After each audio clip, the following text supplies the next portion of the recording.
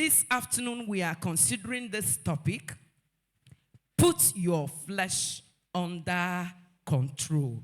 Can you help me to say, neighbor, put your flesh under control in the name of Jesus.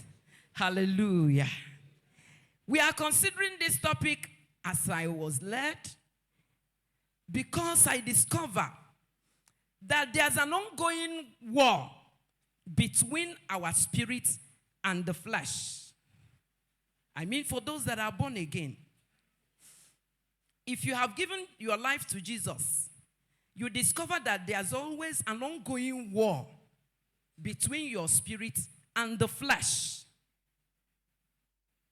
As soon as you decide to live for Jesus, your flesh will begin to riot. Your flesh will begin to war against your spirit. It becomes a real struggle. For so many, it is a struggle because, like we read, even Paul, from the time he surrendered his life to Jesus, it was not very easy for him.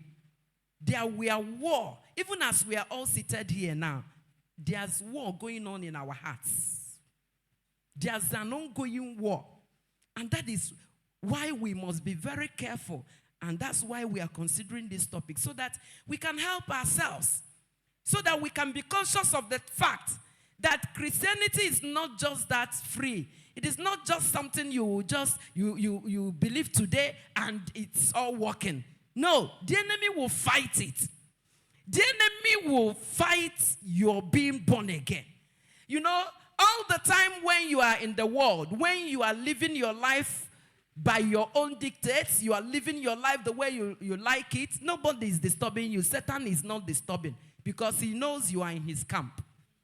But as soon as you say, Satan, I renounce you, Jesus, be my Lord and my Savior, the battle and a fierce one. And if we understand how fierce this war is, then we'll begin to appreciate the fact that we need to make sure that our flesh is put under. This is a battle that affects everybody.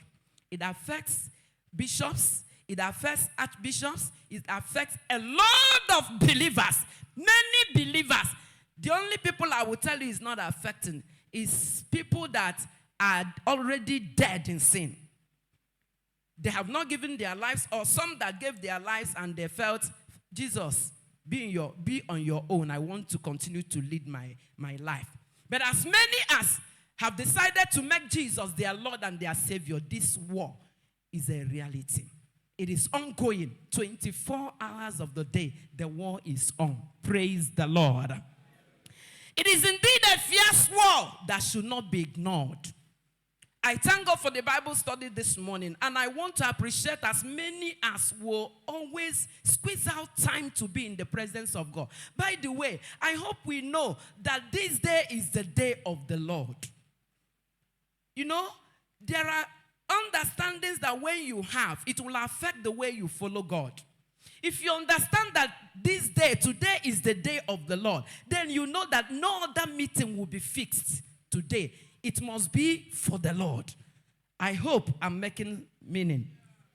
Because some of us, we think that we own ourselves and we can decide how to use our day. No! Today is the day of the Lord. And the best thing you can do for yourself is to spend it in the presence of God, in the church, and then after the church, in your home.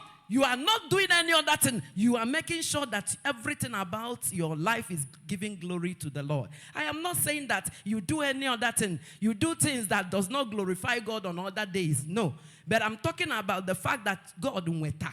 Praise the Lord. He owns today. And you should give him the whole of today in the name of Jesus Christ.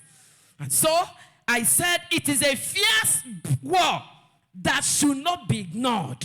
Because we have an enemy that is desperate. An enemy that is bent on making sure that Christians do not enjoy God. You know, when I consider the different promises of God and the word of God, and then I begin to measure the blessings I am able to enjoy already, I discover that they are minimal. have not started enjoying the promises of God as I ought to. And then I want to let us know that the problem is not with God. It's still with us. Why do I say so? It was Jesus that said in Matthew 6:33, seek ye first the kingdom and his righteousness, and then every other thing will be done what? Added. That means when we make God number one, when we give God the first position, when we align ourselves to glorifying God and obeying his word as written in the scriptures, you discover God has no business with withholding your blessings. You know, there are people that the enemy fears. There are people that the enemy will never go by their side. There are people that are touch-nots in the spiritual realm. And I pray that every one of us will become touch-nots in the name of Jesus. That anytime Satan will peep, all he will see, touch not, danger zone, danger zone. Don't you think that the enemy is afraid of some people? May he become afraid of you in the name of Jesus. Hallelujah. Why must we deal with our flesh? I thank God on this pulpit, somebody had given time to defining the flesh and the rest of it. So I am not going there. We already know that our flesh is the physical part of us that is living on this earth. You know we are three in one. Our spirit, our soul, and our body. When we talk of our body, we are talking about the flesh. So, why must we deal with our flesh? Why must I? You know, for some of us, you know, there are levels. Just as we have in the education ministry, we have levels. There are levels. We have a nursery level, we have primary level, we have secondary, we have tertiary. And so also, even after you have gotten your PhD, there are other levels you can get to. Praise the Lord. So also in the spiritual realm, in the Christian journey, there are levels. There are levels that you need to pay attention to. You need to ask yourself, what level am I now? I was thanking God for those that squeeze out time to be in the presence of God. You know, you don't even know what happens when you sit down like Mary hearing the word of God. Jesus even told Martha, when Martha was anxious, saying, let her come to the kitchen and help. Jesus said she has chosen the better part. So, giving yourself to studies, equipping yourself, strengthening yourself. You know, the Bible says that in the last days, the love of many shall wax cold. The love of many will wax cold. And I can tell you for sure, so many are giving up on Christ. So many are renouncing Jesus. That's why today we have Christians that have turned into Muslims. They have turned into, because they are not able to assess the promises of God. They are not able to enjoy the promises of God. And so they feel it's a scam. They feel it's not real. I want to tell you that every word of God written here is real. And it works. But it depends all on you. It depends on your level of relationship. It depends on who you are with God. Like I said, there are levels. What level are you in the relationship, in your relationship with God? Are you still in the kindergarten? Are you still in the secondary school? Are you still battling with primary school courses? Until you come to a level, there's a level of blessing you will always enjoy. Every level, as a nursery student pupil, there's a level of blessing you can access in the Word of God. And as a primary school student, there's a level of blessings. And then as you graduate higher, you begin to assess the promises of God in a way that people will be jealous. People will be asking, what is happening? There are levels. Tell your neighbor, there are levels. And I pray that after this meeting, your level will change in the name of Jesus. I said, why must I? I am personalizing it because I am involved too. All of us are involved. You know, because God is not doing anything with the blessings. There are too many blessings. And the Bible says that God has given us everything that pertains to life and godliness. But what is the problem? The problem is that many of us, we are in the church, but we are in the world at the same time. God is not having all of us. That's why we are not enjoying much from the Lord. But as we determine to follow God, as we determine to live for him, I tell you, God will begin to embarrass you with blessings in the name of Jesus. Number one, why I must deal with my flesh is that as Paul recorded in that Romans 7 verse 18, look at verse 18 again. The Bible says, for I know that in me, that is, in what? In my flesh, dwelleth no good thing. Paul has assessed this life and discovered that the flesh profited what? Nothing. It is just an empty container. A container. And so, Paul said, there's nothing good in this flesh. And therefore, I must make sure that this empty container doesn't ruin me. The real me is in this side. So this empty container, empty body should not rule my life. That is the number one reason. Because there's nothing. God created this flesh, gave you spirit, gave you soul. But he told us, be careful that this flesh does not rule over you. That was what he told Cain. Be careful, Satan is by the door. If care is not taken, your flesh will subdue you. And that was what happened. Cain was subdued, but we'll get to that. Praise the Lord. Nothing good in this flesh. And I want to ask us, how much time do you give to your flesh? How much time do you dedicate to this flesh? Some of us, the enemy is introducing a lot of things, telling us that what God had done, what he had given us is not enough. That's why we can do a lot of things. Some people will go for surgery. Surgery everywhere now. Surgery on the eyes.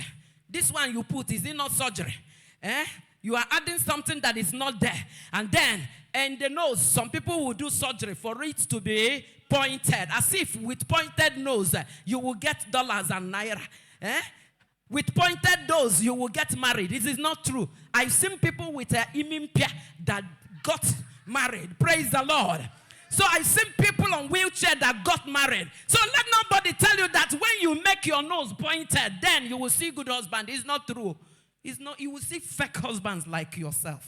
Fake ones, because all they care is beauty. And then when they get into their house, they will see the nakedness. And then they will use their boots and... Thank God you know what I want to say. Praise the Lord. Nothing good in the flesh. Nothing good. Some people will even do operation on the back one. You know, I don't know. You know, it takes the blood of Jesus now for you to use your phone and not offend God. You see young women, God bless you with a breast, bless you with this, and all you are doing is shaking it in the net. Shaking it for who? May the Lord deliver all our young men in the name of Jesus. I plead the blood of Jesus over your hearts. Your enemies will not seduce you in the name of Jesus. Imagine what people do on the net in the name to make money. Useless things. I listened to one pastor that said that when people come to the church and they are shaking their bum, he said that those people, they are sinners. Are you shaking it for God? You don't dance the normal way. It's just you are seducing somebody. Seducing people on the altar of God. There's a normal way to dance. You don't tell me that before you do this, if you do it like this, that's when you are. No. And some other, you know what I mean. There are other dancing steps that are not good and not in line with the word of God. But in the church today, the enemy introduced it so that when we come to the church, we are watching nonsense. You dance. There's a normal way to dance and God is glorified. That's not my message today. May the Lord help us in the name of Jesus. Why do I need to put my flesh under? Romans 8 verse 8. Romans 8. I will start reading from verse 6. For to be carnally minded is that But to be spiritually minded is life and peace. Let's jump to verse 8. So then, they that are in the flesh cannot please God. Those that are in the flesh, those that are carnally minded, those that mind earthly things, because you saw that what is reigning is how to shake the buttocks, and then you go and learn it very well. You are carnally minded. You are carnally minded. You are looking for drugs. One of the pharmacists was sharing with me that what she hears on daily basis in her pharmacy, that this world is becoming another thing. Young girls coming, auntie, please help me. I want drug that will help boost my busts. I want drug that will do this and do that on my body. I hope you know. There are some of the drugs you will take, and the thing will begin to enlarge and enlarge and enlarge until you can't control it again. I have seen somebody like that. And she was confessing, look at what I did. And now, the thing, big pots, big clay pots that we used for water in the olden days. The one of them, the two of them, oh my God. It became a problem, a heavy load on her. And she's asking for help again. Help. Praise the Lord. They that are in the flesh, they that are mindful of the flesh, the Bible says they can never please God. So I need to put down this flesh because the Bible made it clear. The flesh contains nothing. And if I dwell in the flesh, God is not happy with me. Then I have to do something about it. I have to keep it where it belongs so that it will not put me in trouble. Praise the Lord. And then in Romans 13 again, let's see Romans 13, verse 14. Thank God for Paul. This is a man that gave his life to Jesus, and he was desperate and determined to live a Christian life, a godly life. And thank God the Spirit of God started revealing all these things to him. Romans 13, verse 14. The Bible says, but put you on the Lord Jesus Christ and make no provision for the flesh to fulfill the lusts thereof. Here, Jesus is described as a garment you can put on. That you can put on the Lord Jesus, and then you should not make any provision. Oh my God. Make no provision for this flesh. Don't mind the flesh. The flesh will be making demands upon demands, but don't listen to it. Don't make any provision for it. Praise the Lord. We may ask, what are the manifestations of the flesh? How do I know that I am being controlled by my flesh? I hope we know, but it's good we point to some of the manifestations of the flesh as recorded in Galatians chapter 5. Galatians, will just rush through it because we all know what the flesh is all about. Galatians 5, we'll read from 19 and then through 21. Galatians 5, verse 19. When we talk about the flesh, there are works of the flesh. There are manifestations of the flesh. And let's listen to them now. Number one is what? Verse 19. Now the works of the flesh are manifest. Which are these? Number one, let's read together so that, because we may not have all the time to begin to point at them one by one. So read with me.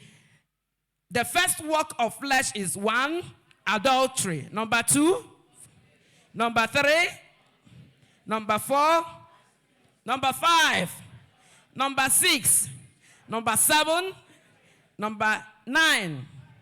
And then emulation, wrath, strife, seditions, heresies, envyings, murders, drunkenness, revelings, and such like, of which I tell you before, as I have also told you in time past, that they which do such things shall not inherit the kingdom of God.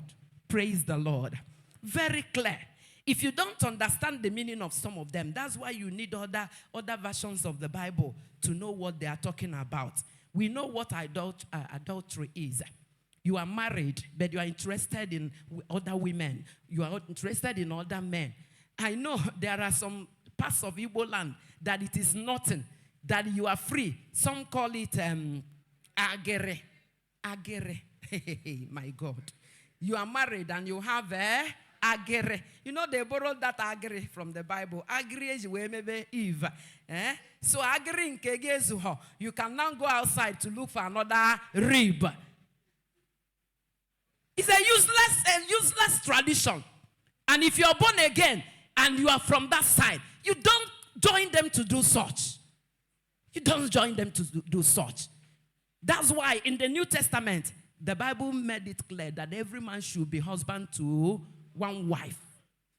You know, because read through the Old Testament, look at the troubles of polygamy. And some, even in our own time, go into any polygamous family and will tell you, you will see a lot of things.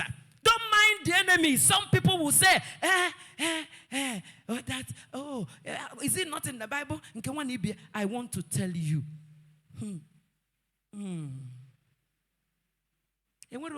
From a polygamous family, why? Problems there.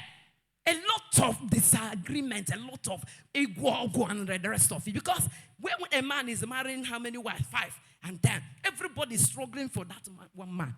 Everybody's struggling. And then the little property, they will kill themselves for that property. Then tell me of what use? Tell me the usefulness of that. You know, some people may argue it, but if you're a child of God, let's follow the Bible. Let's follow the Bible. Praise the Lord. So we have enumerated all the works of the flesh, adultery, looking for another woman, looking for another man to satisfy you. Please, work on your own. Work on your own husband, work on your own wife. What your husband doesn't know, if you are wiser, teach him. What your wife doesn't know, if you know more, teach him or teach her. So that the word of God will not be blasphemed. That even in the altar of God, even in the church, you see a lot of things going on. This is the last days, and the enemy is introducing a lot of things, and people are looking for scriptures to back them up. It doesn't work that way. Fornication, the Bible says, flee. Go to the 10 Commandments. It's there. It is there. Praise the Lord. Uncleanliness, impure thoughts, sorcery. You are in the church, but you visit native doctors. You give money for people to do some, find certain things for you. It is witchcraft, necromancy. These are the works of the flesh. Praise the Lord. Praise the Lord. Let's see Ephesians again. Let's see Ephesians. Some of us that you like to drink. You have some alcohol hidden somewhere, and after some time you just get it again. It shows that you are not matured in the Lord. Do you know that what you get from that wine, from that alcoholic drink, which is temporal, you are looking for joy, you are looking for satisfaction. The Holy Ghost can give you everlasting satisfaction. Then why are you looking for it? The fake one in wine that will even deal with the organs of your body. I see, if it is free, you just took one snap and then you are free. Some of us would have said, oh, no problem. But this thing is that, number one, it offends God. I wouldn't go there. But the Bible says that the only person you will give wine is the fool. The foolish one, give them wine to go and die. It is in the word of God. So, what are you looking for in the bottle of wine when the Holy Ghost is there to give you the original? You need to grow. You need to grow. And so you discover that there's no joy in this life. What gives joy? What gives perfect joy? What gives enjoyment? The real one is in the Holy Ghost. Ephesians chapter 4. Let's read verse 22. 4:2. Verse 22. That you put off. From the time you give your life to Jesus, you are expected to put off the following. That you put off concerning the former conversation, the old man, which is corrupt according to the deceitful lusts, and be renewed in the spirit of your mind, and that you put on, say put on, the new man, which after God is created in righteousness and true holiness. Wherefore, putting away lying. The enemy had made this one as if it doesn't matter again. And he used phone to make it water lying down. So that you can lie. You can be in Awka and you're telling somebody that you are where? That you are in Abuja now. You are in Lagos. And if that person, there are phones now that will show where you are. There are phones that will show your location. And then if you are talking with somebody that is knowledgeable and you are telling him that you are in Warri, when you are in Awka, you are complicating issues for yourself. Praise the Lord. So we lie. A lot of us lie with the phone. But the Lord will help us. When the Bible says, put your flesh under, that there's nothing good in the flesh. We need to know that these are the works of the flesh. Lying. When we remember that a couple, Ananias and Sapphira, had to die. Why? Because they lied. They lied. Because some of us are taking it as simple as just simple lying. After we go and make confession. We go and ask God for forgiveness. You are joking with destiny. This couple, they felt, let's support the work of God. And they sold their land. Nobody compelled them to do that. And they sold the land. And then, when the money dropped in their account, in their bank account, it landed, boah. And Satan said, are you going to give all this money to the church? Why not? Peter, does he know how much you sold the land? After all, you sold it by yourself. You can give them any amount. The land belongs to you. They said, oh, where? Yes. And the man called on the wife. The wife said, after all, there's nothing about it. They agreed. And they went to Peter. And the enemy killed them before they got to Peter. Ananias landed first. And Peter said, are you saying the truth? That this is the whole amount. He said, hey, God knows. I'm in the presence of God. I am in the altar of God. Some people are like that here. They tell you, I'm not lying. I know I am in the presence of God. Just like Absalom. Absalom came and told Joab, go and meet my father. I want to go and pay my vow in Jerusalem. Let him allow me to go. And when David had, no Lord Jehovah, church. I want my son to go to church. I want them to go to the presence of God. I want them to go to Warmen. I pray that nobody lies. You don't lie to your parents that you are coming to Warmen and you go any other place. You are causing trouble for yourself. When you tell them I'm going to Warmen, please come to Warmen. And after here, go back home. And Amen, is he here? I remember that Jesus boy on Wisdom Ladies Day that remained. I would please those that are in charge of follow up. Let's follow up that boy and make sure he doesn't go back. Praise the Lord. Praise the Lord. Lying, God hates it. Whether you are a husband, don't lie to your wife. Whether you are a wife, don't lie to your husband. You are a child, don't lie to your parents. Tell all the truth. Most of the times, because sometimes when I ask for money, my husband will ask, so what did I start doing? I started taking notes. I bought crayfish. 200 naira. I bought this. I meant business so that I will give a good account of the money. And when the man, anytime he asks what I did with the money, I will bring my list. I bought this. Has it gotten to this level? They say, yes, now. It has gotten to this level. So that I won't. Praise the Lord. But some of our husbands are inquisitive because some of us are 419 wives. We know how to corner money. We know how to. You use the money that is meant for food, you corner it to another thing. May that not be your lot in the name of Jesus. When money is given for food, use the money for food. And then if you need money more, tell him, sir, I need money. Please, I need more money for so. In that way, there will be transparency in the family. Praise the Lord. Hallelujah. The Bible says we should put off what? Lying. When we put off lying, we speak every man truth with his neighbor. For we are members of one another. Whether in the church, whether at home, say the truth. Whether in the office, say the truth. Please, don't join the multitude to do evil. Don't join the multitude to do evil. Depend on God for daily provision. The enemy is setting traps for men of God and for Christians. May you not fall prey in that trap in the name of Jesus. Hallelujah. The Bible says, do what again?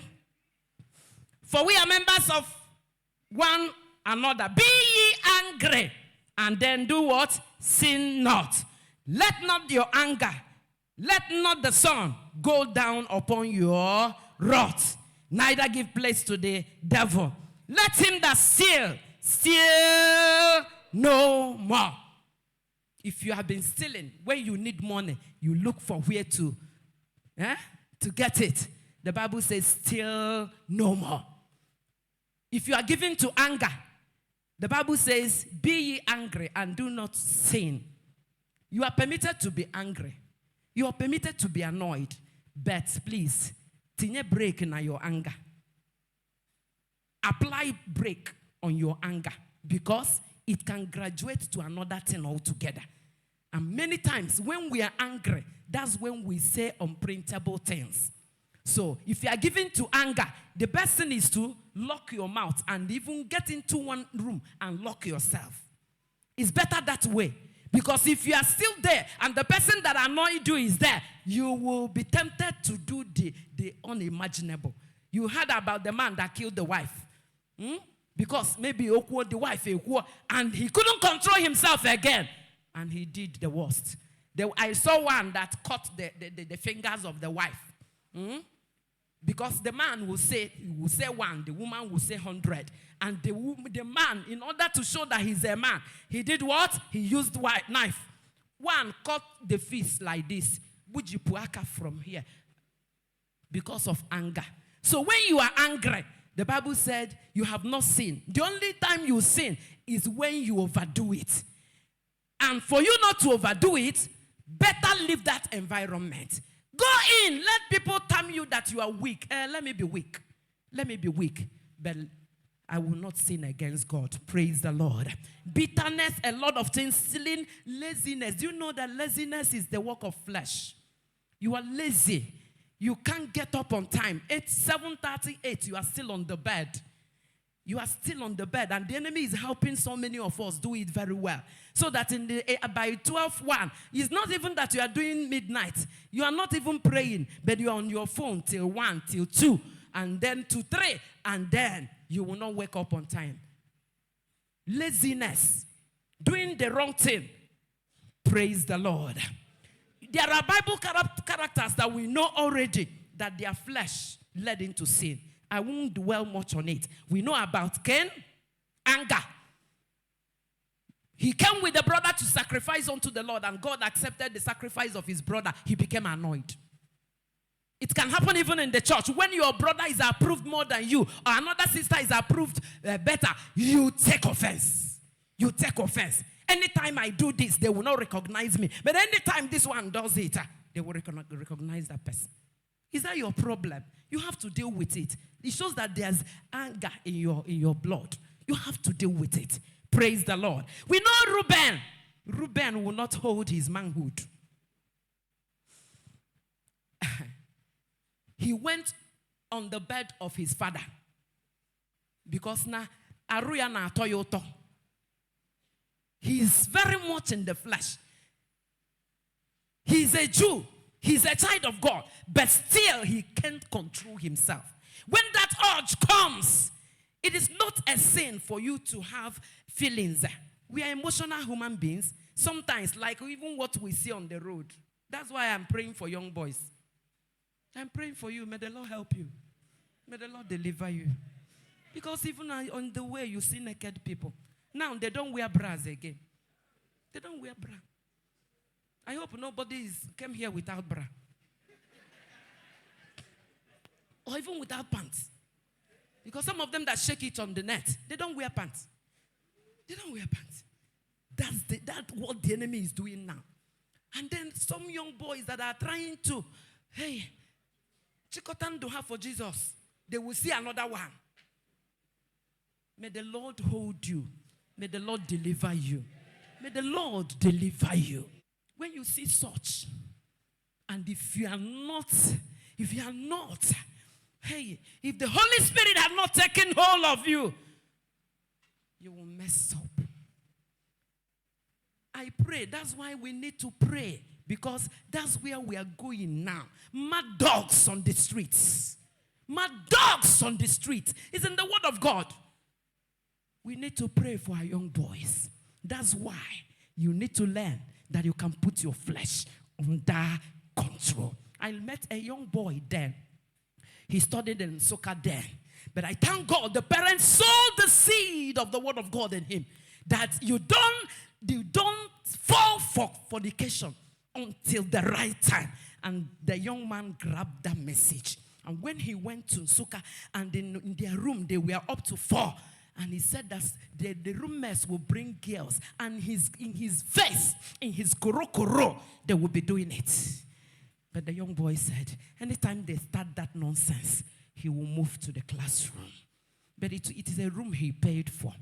But because we are in the last days, you have to do everything to flee from anything that will land you into hell, or from anything that will make God to be offended with you. Praise the Lord. We know Esau, we know Absalom, we know their problems. Absalom, very stubborn. I'm going to worship God, not knowing the father didn't know that he is going to Jerusalem to overthrow him. To do coup against the father. Why don't you wait until after your father? Why don't you wait until he becomes old? No, they want it now. Now. Like young big people, the prodigal son that will tell the father, give me my portion of the inheritance. Father, I know I belong to this family, and I know I have inheritance. Give me my portion now. I don't want to wait until when you will die. Give it to me now. And it was a threat. The father felt threatened. And what did he do? He said, take.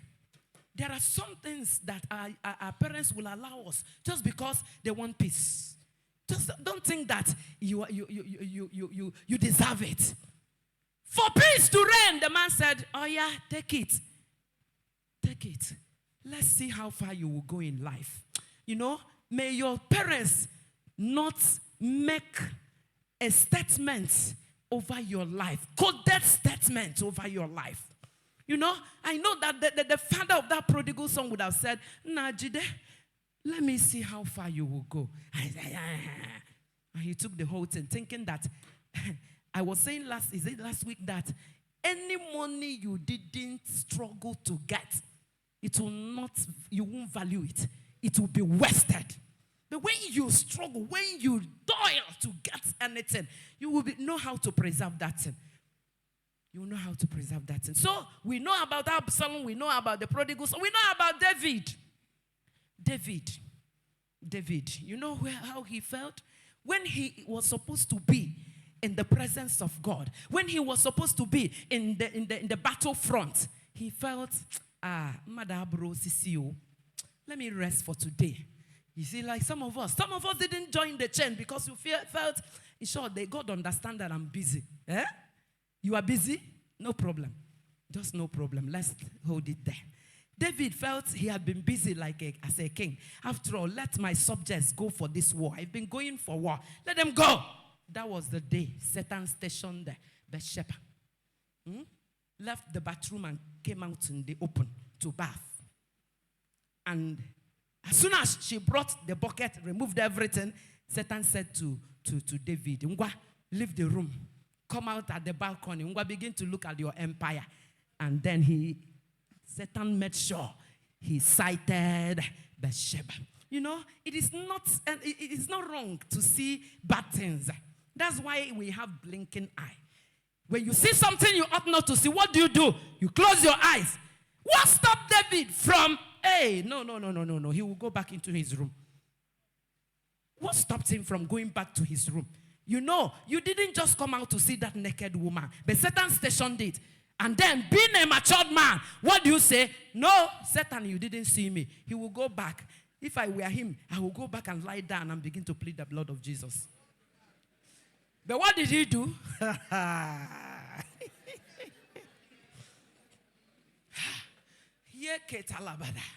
He stood and was watching, and the woman was doing it. Oh, one he rode about no back here. And the man was there watching. And before you know it, Satan has taken over.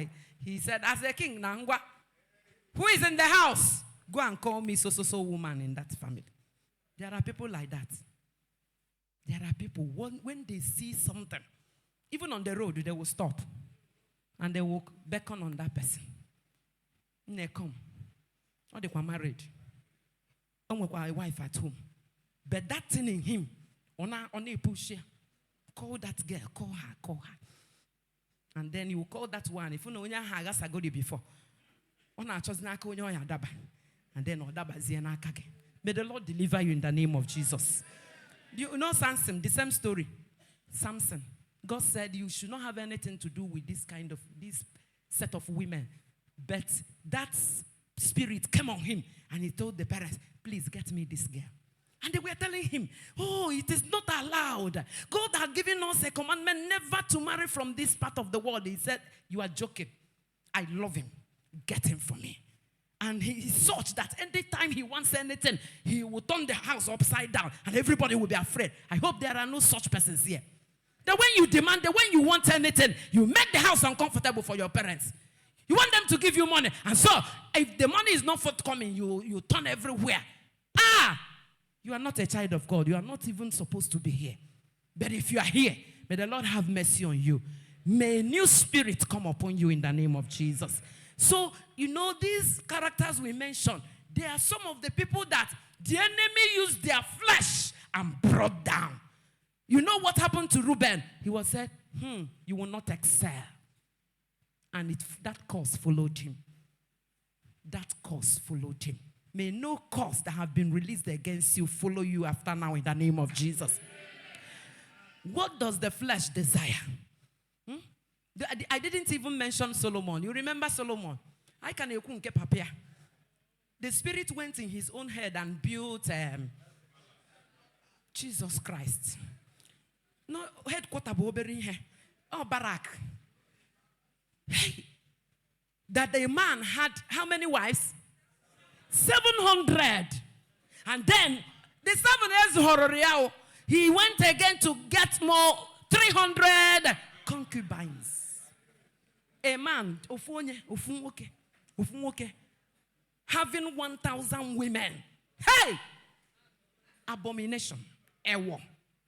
There are people like that. The thing is in the foundation. David didn't deal with it. It entered Solomon. It entered Solomon. And that was where everything was destroyed. May the Lord deliver you if you have that spirit in the name of Jesus. There is nothing this God cannot do. The urge can come, but you can control it if you want and if you depend on the Holy Spirit. Praise the Lord.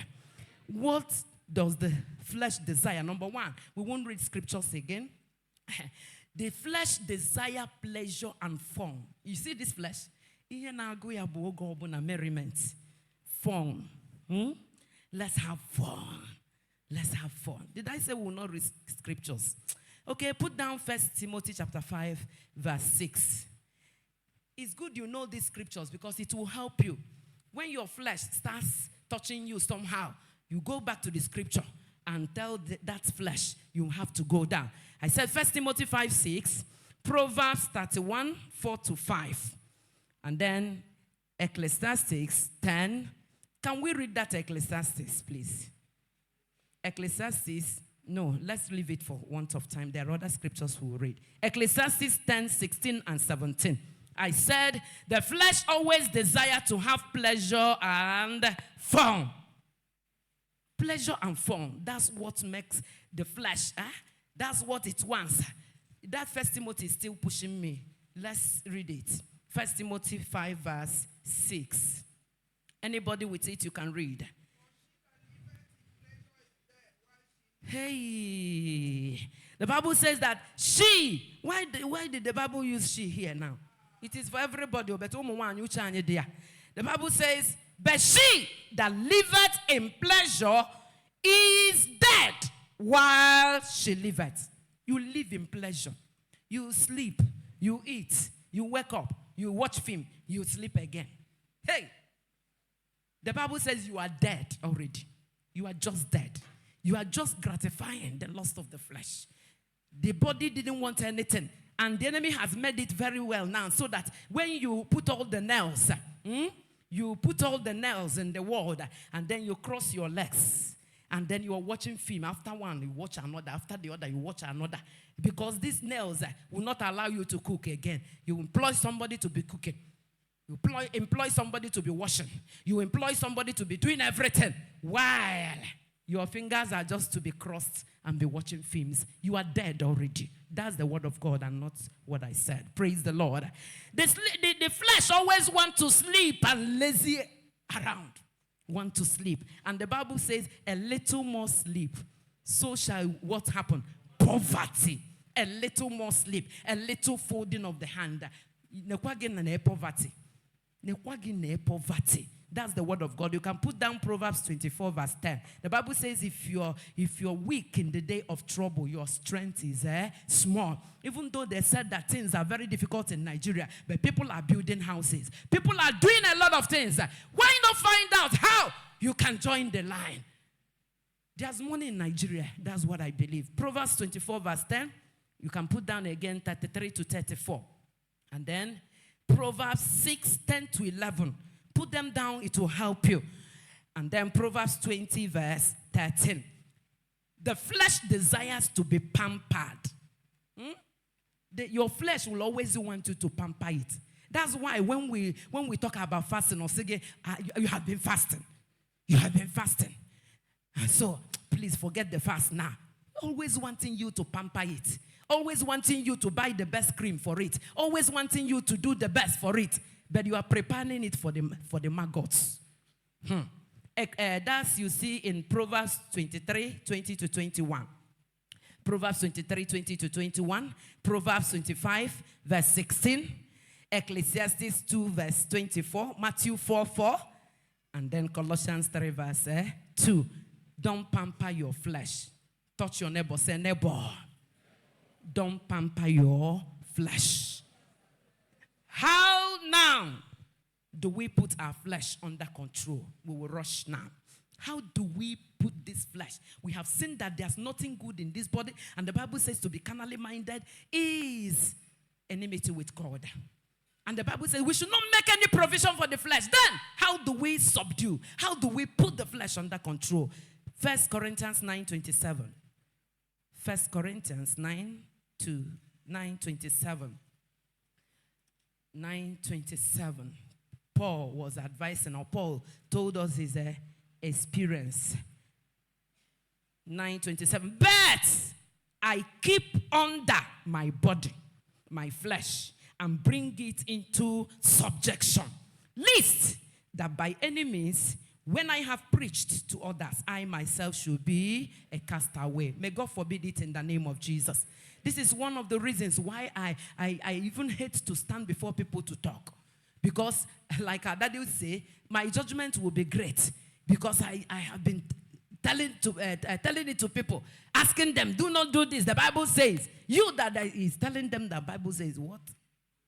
Are you doing it? You that you are preaching every day, you are shouting. Are you practicing the word of God you are preaching? So, Paul said, in order not to be discarded, in order not to be disqualified, what does he do? He says, he pommels his body. He puts his body under what? Control. Under subjection.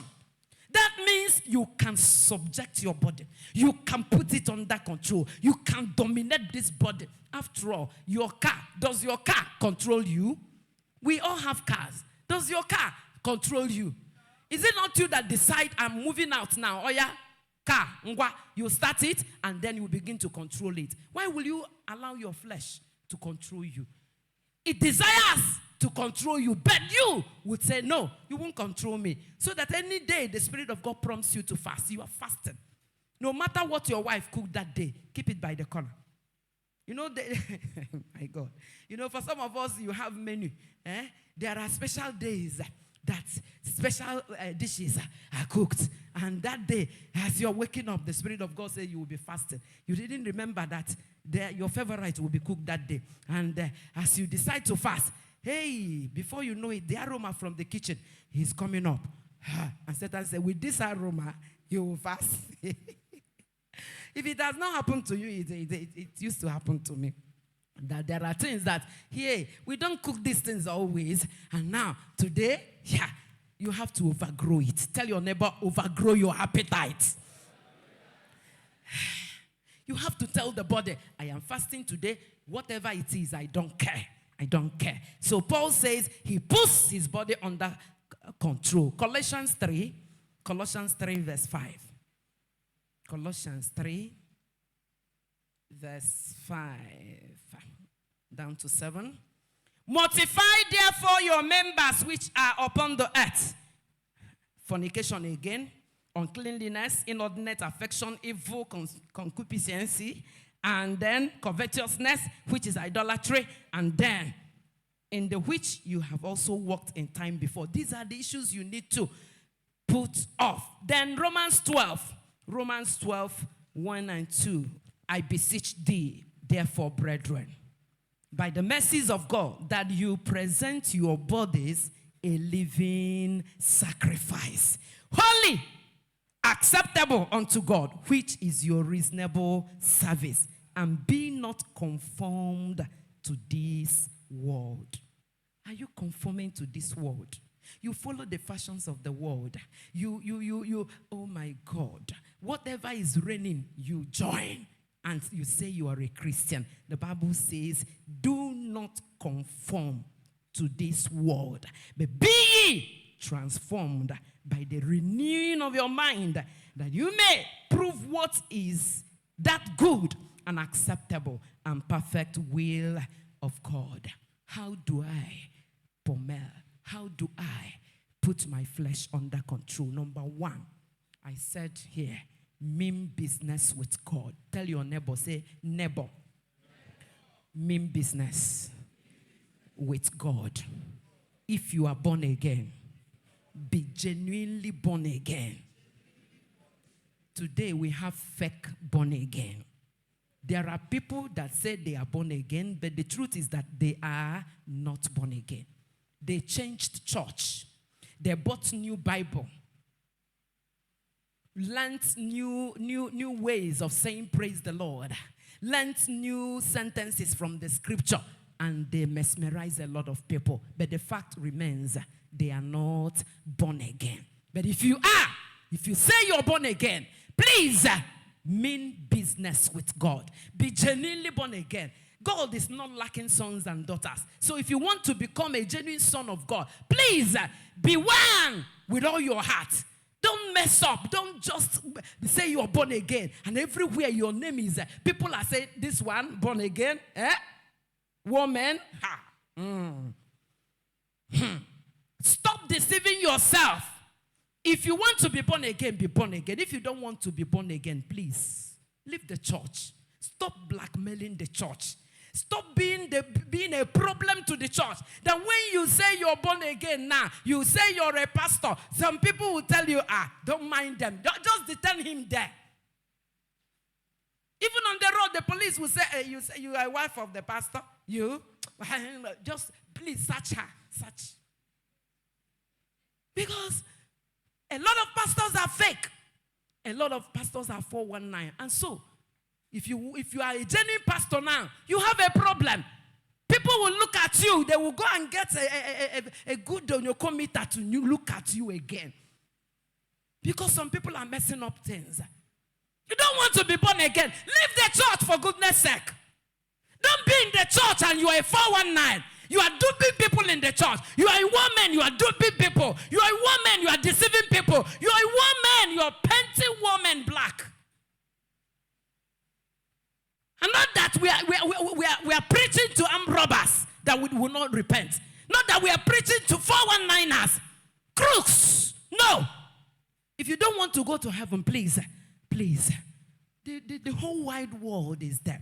But if you have decided to follow Jesus, why not follow him? I have decided to follow Jesus. I have decided to follow Jesus. I have decided to follow Jesus. No turning back.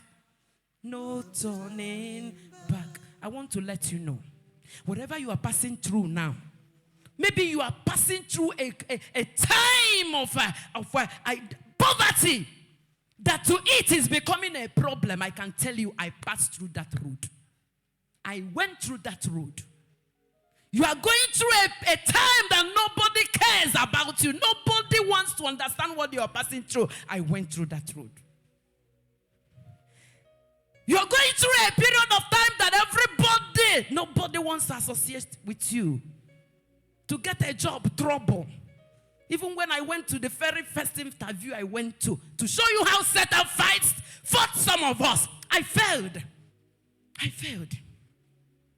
The simplest question that was asked that day, I failed the question. I have witnesses. I failed. But I turned to God and said, Chineke, Jehovah, hey, I cried and said, God, Ineme uzo, hebuzo na digi, odi onye di kag. God qualifies the unqualified. In the human eyes, you may have failed. But this God, if you are hooked to him, if you are relying on him, he will make a maid shift Vashti. Say, Vashti, oh yeah, disobey your husband now, because I want to bring my daughter. And Vashti, some note went off. And the husband said, come and display your beauty. Or say, give beauty, nebe. I am busy with my own girls and my own women. The king said, I'm looking for you. Come, my. She said, oh, not today. Because God have designed that Esther, that a maid, that one that pleases God will come to that position. Anybody that is occupying your position, anybody that is where you ought to be, we command that person to be ejected in the name of Jesus. Some of us may not like this prayer, but it will happen. I said it will happen. So that somebody here will be relocated. You will be positioned to show that this God is a faithful God. To show that this God, so shall it be in the name of Jesus Christ. I said to put your flesh under, you must mean business with God. Let me keep it there. What is the next step? You must be hard on yourself. I said be hard. When I mean being hard on yourself, you can put down Matthew 18, verse 19. I think we are going to read it. Be hard on yourself. Knowing that nothing good is in this flesh. Knowing that they that are in the flesh cannot please God. Then I have to be hard. I have to be hard. I won't have mercy on my flesh. I won't listen to my flesh. Matthew 18, verse 9. 18, verse 9.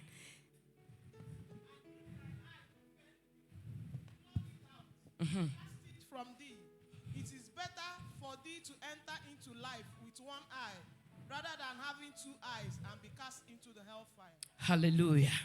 You see what the Bible says? Anything that the enemy will use to put you into trouble, what do? Cut it off. Is it your best friend? Cut it off. Is it a one-kind business you're doing that will always bring you before 419ers or make you to have something to do with dupers, with people that do not love God? Please stop that business. Any business you know that is not in line with the word of God and that will always put you into trouble, stop that business. God will give you another business. Cut off anything that the enemy will use to lure you into sin. Identify and deal with your weakness. What did I say? Identify and deal with your weakness. We all have our weaknesses. Your ability to identify your weakness will help you to be able to deliver yourself. Deliver the weakness of your family. Maybe it is immorality. Please, build a stronghold there. Maybe it is they are 419ers. We know how to cheat people. Please build a stronghold there, so that you won't become a blackmail to the church. Praise the Lord. Another way to put your flesh under is to shift your attention to spiritual and heavenly things. The Bible says in Colossians chapter 3 verse 1 and 2, if ye then be risen with Christ, seek those things that are in heaven. Seek heavenly things. Seek spiritual things. Forget this life. Forget this life. Pay more attention to heavenly things. Galatians 5 verse 16. Galatians 5:16. The Bible is pulling me because that's the word of God. We have to be reading it. Colossians, if you see it. Galatians 5:16. If you see it, just help me to read.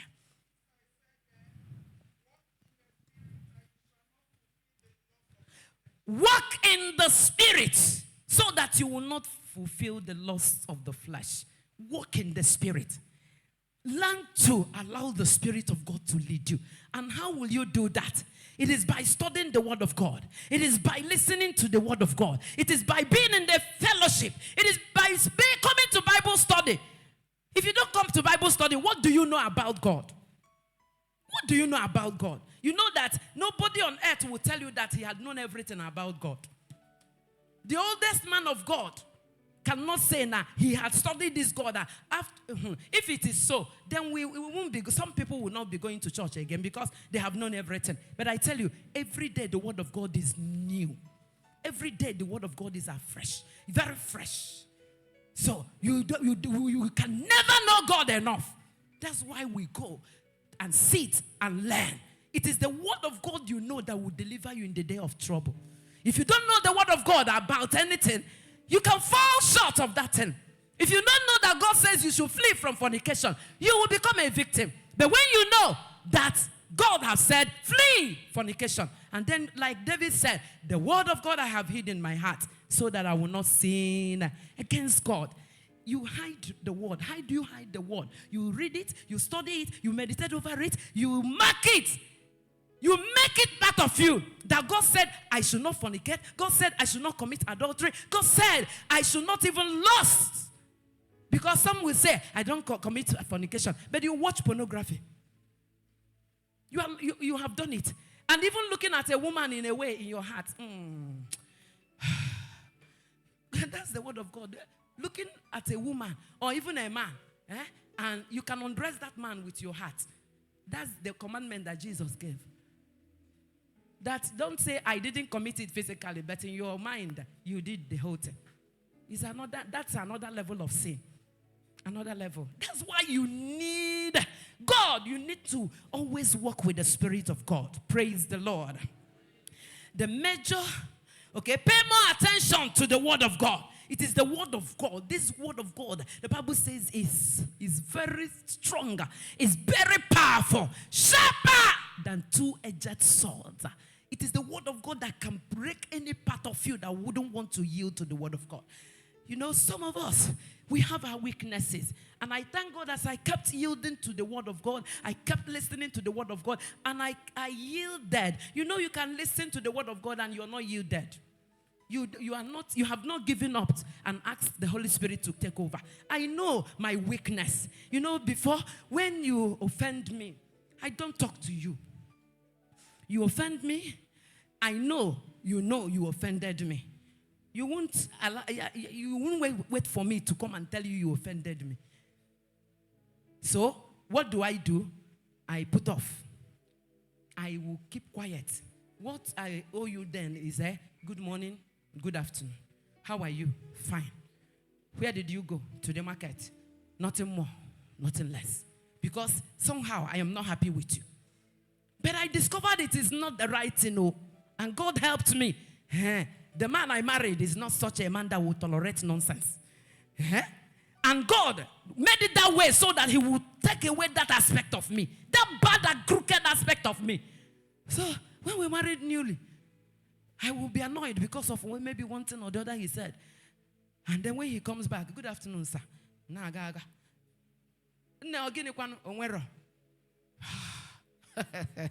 God used him. Can we say the story here? God used him and dealt with that aspect of me. And I pray that God will use anyone around you to take away that bad aspect from your life in the name of Jesus. Now, marriage is becoming sweet because I have learned it. I've known what he doesn't like, and I don't go there again. I don't go there. Some of us, there are some of us that words, I know words can kill. There are some of us, it is even better you use cane and canos. Don't use words. And then what about marrying a man that knows how to use words? If you are living with such a man or a woman, then you will die 100 times. You will die 100 times. It's a bad thing. No matter what you were told. As long as you know that thing doesn't describe you. As long as you know that is not the word of God over my life. You don't go to begin to die because of nase. Like one of the examples her daddy said now. Somebody told a man that your head is like the head of a goat. And the man started crying. Cried and cried. And he would be telling people, look at. He said that am I like a goat? Am I like a goat? It became another problem. That some of us are like that. Some of us are like that. Little word, you will go and begin to die. May the Lord take away that aspect of you in the name of Jesus. There's a way our daddy in the Lord explained it. He said, if your husband will always, anytime there's trouble in the house, and he will tell you that you are a foolish woman. Then look at you. I don't know why even you will tell him, you are the only person that will see a foolish woman and marry like you. There's a way you puncture whatever the man will always tell you. Or, when you study your man, study your woman. Like my husband will always say, he started calling me, Isiaboncha. I'm using myself so that you can now understand and then know how you will deal with your problem.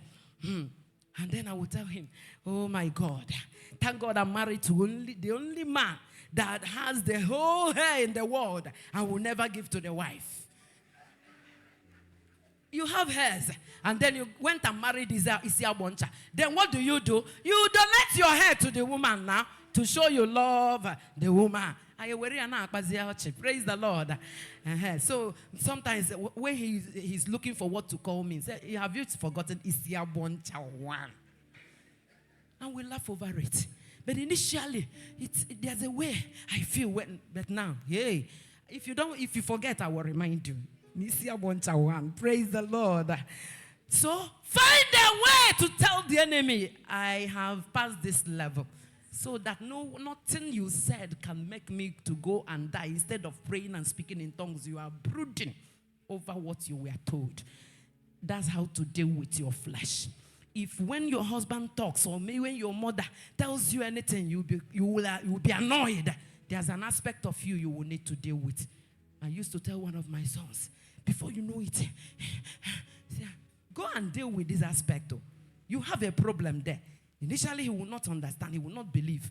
But I thank God he has started believing and understanding that there's an aspect of you that when you are touched, that means it is there. You have to deal with it. Praise the Lord. Hallelujah. The major business for the spiritual man is the word and prayer. Give time to prayer. Give time to the word. When you give time to the word has a washing effect. It will begin to wash you. As you sit, as you read, don't even mind. Sometimes some people will say, I read, I don't understand. Don't mind. The food you put into your mouth, how does it work in your body? Do you know? Yet you eat. Have you sat down and said, I want to know how the gari I swallowed, what happened to it, how it went? Nobody asks that question. All you need to do is take food, put in your mouth. Whatever happens, you don't know. In the same way, take the word of God, eat it, swallow it, meditate over it, and then the word will do marvelous things in your life. Praise the Lord. The next step, as we are concluding, resolve to obey all the word, all the commandments of God. We won't read it, but John 14:15, the Bible says, if you love me, what do? Keep my commandments. The evidence that you love God is that you keep the commandments of God, that you obey the word of God. Not that you obey some, you obey the whole counsel of God. Deuteronomy 28:1-2 again, the Bible says, if you hearken diligently unto my word, and you observe to do according to my word, they said, these blessings will follow you. Praise the Lord. The next thing again is keep yourself busy doing the right thing. Be where you should be at the right time. Do not give yourself a holiday like David did. Praise the Lord. I said again, deal with your sense organs. Every organ in your body, your tongue, tame it. Your manhood, deal with it. When it is not yet time, lock it up. Put it in prison. When it rises up, tell it is not yet time. Go down. And it will hear you and go down. Matthew 19:12, if you're looking for where it is in the Bible. You know, the Bible says that some people were born eunuchs. Some people were born eunuchs. That means they were castrated by nature. And then some people were made eunuchs by man. You know, some of them that work in palaces, they are made eunuch by man. And then when you appear, you want to work in the palace, they will ask you, do you love your manhood? It doesn't work here. So you are going to be, the one of the requirements here is that you will be castrated. And some people give into it. They will be castrated just for the money that they will be paid working in the palace. Some people give up such pleasure because they know what they are looking for. And then, for the kingdom of God, Jesus himself said some people made themselves eunuch, showing us that this body, you can quarantine it. You can put it under. You can dominate over it and say, no, St. Paul did it. St. Paul did it. So if you can bear it, even Jesus said it is not for everybody.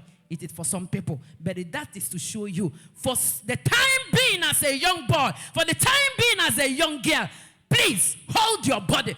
Some will say, zip up. Don't open up to anybody. Tell that body when the urges come, the thing will go down and know that. And then if you have money, go and marry. Praise the Lord. Praise the Lord. Then make prayer a habit. You want to put your flesh under. Make prayer a habit. Pray about anything and everything. God hears any prayer we make. Oh my God. There's nothing I don't pray about. Pray about anything. Let me not go in there. Pray without ceasing. And then befriend genuine firebrand Christians. Who are your friends? Ask your neighbor, who is your friend? Say, neighbor, who is your friend? Let's stand on our feet. You want to subdue your flesh. What have you had? It is possible to subdue the flesh. It is possible to live above the flesh. When you are ready, the Spirit of God will help you. Can you ask the Lord for the grace to live above your spirit, to live above your flesh? The Spirit to live above the flesh. No matter what your body wants to lure you into, you tell the body, no, I can't do this. Joseph said, I fear God, and therefore I cannot do this. Daniel, he resolved and determined, I won't pollute myself with the king's meat. Can you ask the Lord, my Father, my God, give me the grace to put my flesh under? The reason why Christians quarrel, the reason why we misunderstand ourselves is because our flesh is alive. We are very much alive in the flesh. But you can ask the Lord, kill me. Father, kill me. The Bible says we should present ourselves as a living sacrifice. To become a sacrifice, you must die. Can you ask the Lord, puncture, destroy everything about flesh in my life? It's not a popular prayer, but I want those. You are determined to love this God. You are determined to assess the promises of God in the Bible. You want to please God in your time, and you want to become a vessel of honor. Tell the Lord, hey, make me, help me, break me, Lord. The reason why husbands and wives misunderstand themselves is because the flesh is there. One will say, you know what he told me? I can't bear it. You cannot bear it because you are in the flesh.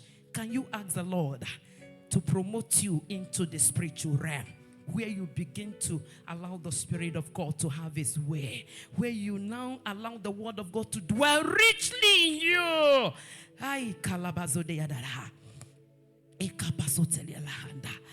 Pray and ask the Lord to help you. I will make my life your dwelling place. I will build your throne in my... Yes, Lord. Come, Father. Come, Son. Come, Holy Spirit.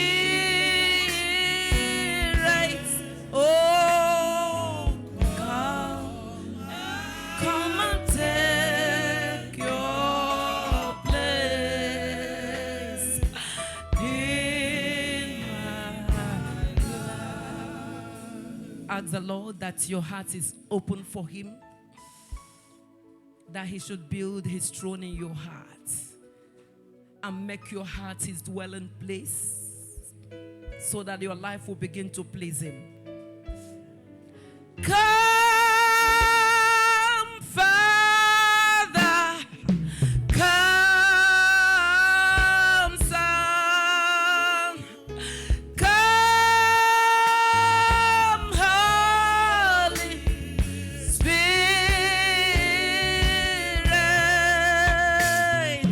Come and take your place in my life. Father, we yield to you this afternoon. Come and build your throne in our hearts. Make us your dwelling place. Let our flesh go down.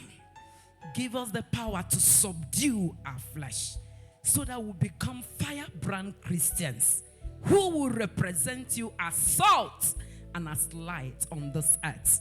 This is our heart cry. Lord, as we do, begin to identify our challenges. Father, begin to identify our problems. Lord, let them give way in the mighty name of Jesus Christ.